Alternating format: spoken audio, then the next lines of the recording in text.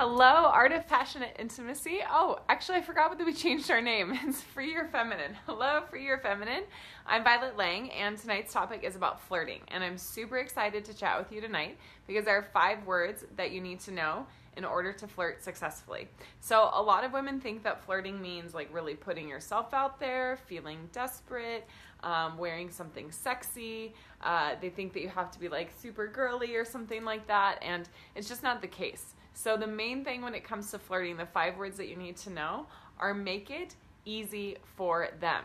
Make it easy for the other person. So there's all these myths out there that like you need to play hard to get, or you need to be bitchy, or if you're a high value woman, then the man should make all the moves. And that's just not true. Like in today's modern world, men are just as busy as we are, and they're just as confused as women are about relationships, about how to do relationships, about what women want. And so when it comes to flirting, it's really about making it easy for the other person and not being standoffish, not being bitchy, not feeling like you need to just keep it all together and that the man should just magically pursue you. Because of course we want to be swept off our feet. But if a guy doesn't even know you, how can he just magically sweep you off your feet if he doesn't even really know who it is that he's pursuing? So there needs to be collaboration and connection within flirting. So those 5 words, if you're just joining, are make it easy for them. Make it easy for the other person. Now, the other thing that's really important is to stay relaxed. So you want to make it easy for the other person and have some level of collaboration and connection. And you want to stay relaxed in your own body. If you're super like stiff and trying to flirt, it's not really going to work because so much of flirting is about body language and is about the energetics, not even just the words that you use. How many hot and amazing flirting scenes do you see in movies and things like that? And it's nothing to do with what the person actually says. It's all about their chemistry on screen, which is a lot about their energetics and their body motion and body movement.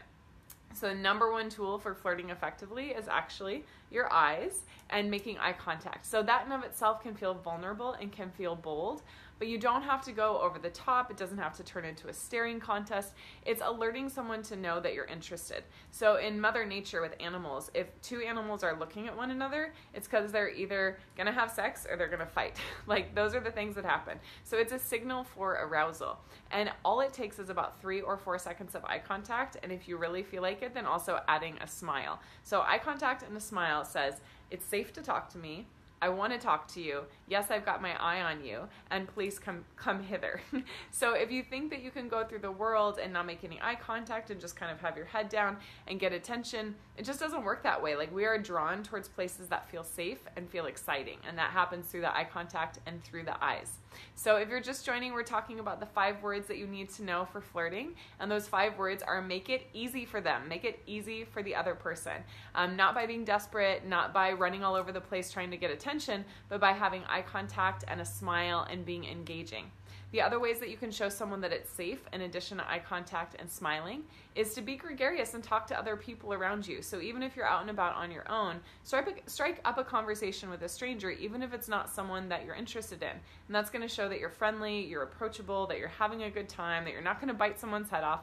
And then some of you might be wondering, well, if I make it easy for the other person, and if I talk to a lot of people when I go out, and aren't they going to think that I'm just friendly? Won't they just put me in the friend zone?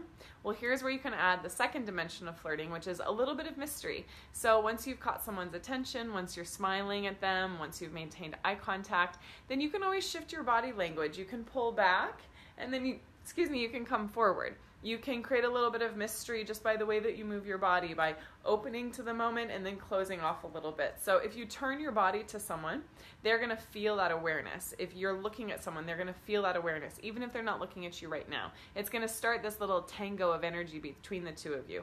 That's super fun and super passionate. And all it takes is for you to get over your fears, to have a little bit more courage when you're out and about. And you can practice this when you're walking down the street. You can practice this when you're ordering your coffee at Starbucks. Like, yes, I'm encouraging you to flirt more. Like, flirt more with the world, add a little more seduction to your life. And if you're already in a relationship, then this goes for you too. Like, there's no reason that just because you've been with someone for a few months or a few years that you can't make eye contact, that you can't smile at them, that you can't touch their arm, or also add a little bit of mystery.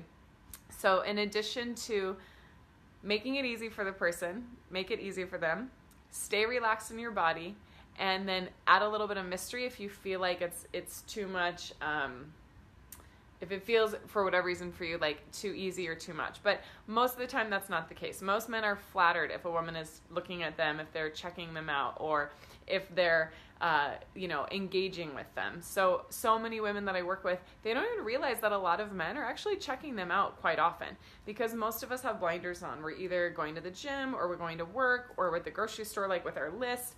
I mean, how many of you have ever noticed like, oh, he's checking me out? Or you had a guy say like, or a friend say, oh my God, that guy is totally checking you out. And you're like, what?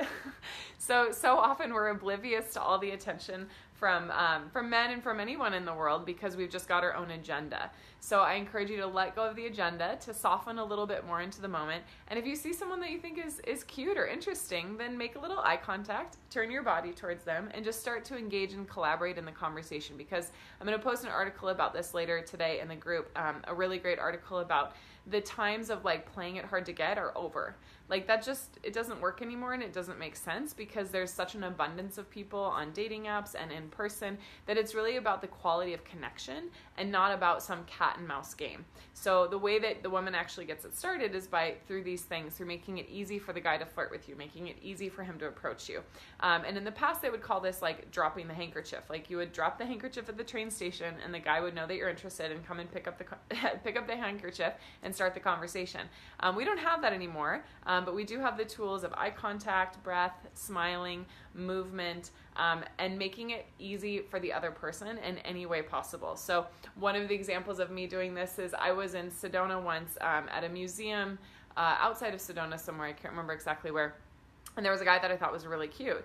And so I saw him ahead of me at one of the exhibits, and instead of just like keeping my eyes on him from behind, which I could have done, I like went past, from behind him, I went past like 3 exhibits down, or 3 areas down, so that he had to run into me. And then it was easier to strike up a conversation, and then we were closer together as we moved through things. And we ended up having this amazing date, like one of the most romantic days and dates of my life. So that's just a little example of how this works, is bringing yourself into a place where it makes it easier for you to connect with that person.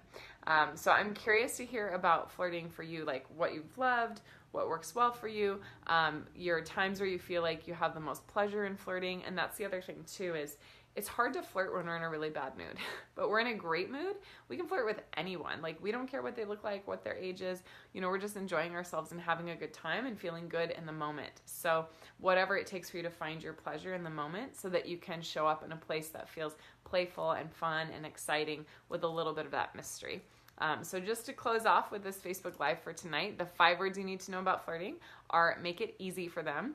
Don't play hard to get, but don't feel like you have to throw yourself at the person either. You can use body language, eye contact, smiling, and other little cues, and getting closer to the other person, like moving closer in terms of proximity, in order to make flirting just more fun. And so my challenge is, just like Heather was saying in the comment, is to flirt with the world. Like take this next week and flirt with the world. It doesn't matter who, when, what, or where.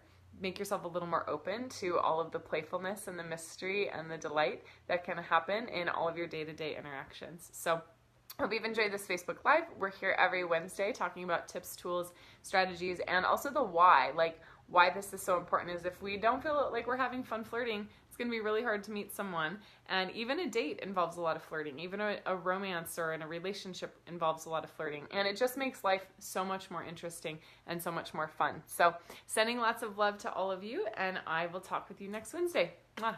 Bye.